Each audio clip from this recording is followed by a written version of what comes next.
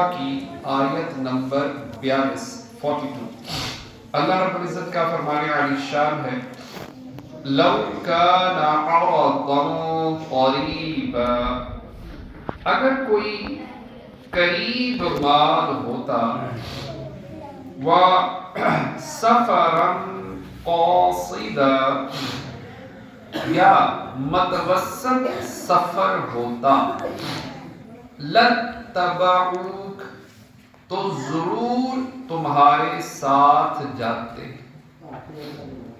وَلَكِنْ بَعُدَتْ عَلَيْهِمُ الشُّقَّةُ، مگر ان پر تو مشقت کا راستہ دور پڑ گیا،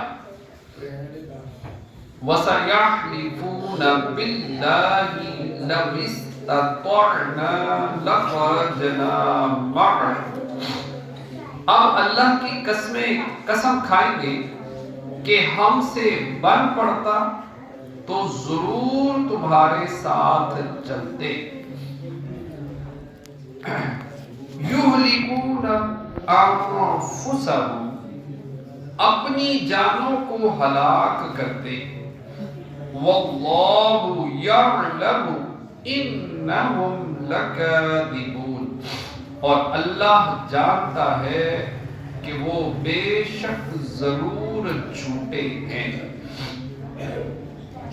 تبوک کا میدان اگر قریب ہوتا اور غنیمت آرام سے مل جانے کی امید ہوتی تو یہ بہانے بنانے والے منافق ضرور ان منافع کے حصول کے لالچ میں جہاد میں شریک ہوتے، لیکن دور کے سفر اور رومیوں سے جنگ کو عظیم جاننے کی وجہ سے یہ پیچھے ہٹ گئے۔ اس سے معلوم ہوا کہ دین میں ضروری مشقت سے گھبرانا اور اگرچہ فرض و واجب ترک ہو جائے لیکن صرف آسان کام ہی اختیار کرنا منافقوں کی علامت ہے۔ یہ بھی معلوم ہوا کہ جہاد میں منافقین بھی جاتے تھے مگر اللہ کے لیے نہیں بلکہ مال غنیمت کے لالچ میں۔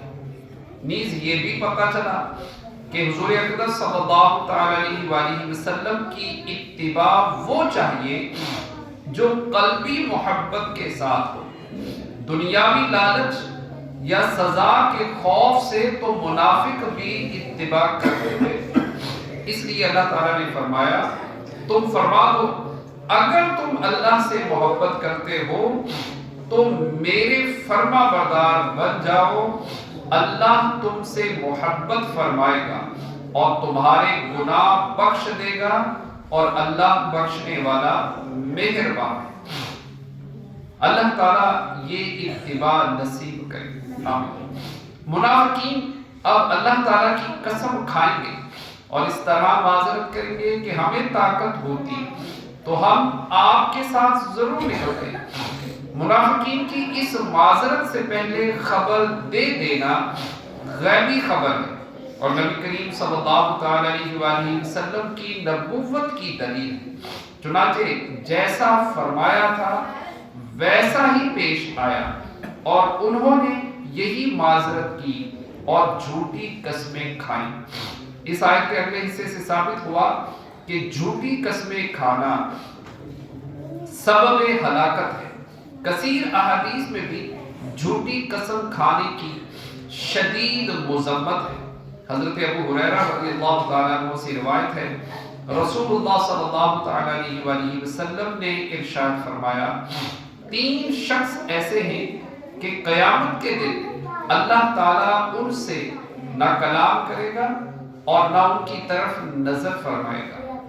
ایک شخص وہ جس نے کسی بیچنے کی چیز کے متعلق یہ قسم کھائی کہ جو کچھ اس کے دام مل رہے ہیں اس سے زیادہ ملتے تھے لیکن نہیں بیچا، حالانکہ یہ اپنی قسم میں جھوٹا ہے۔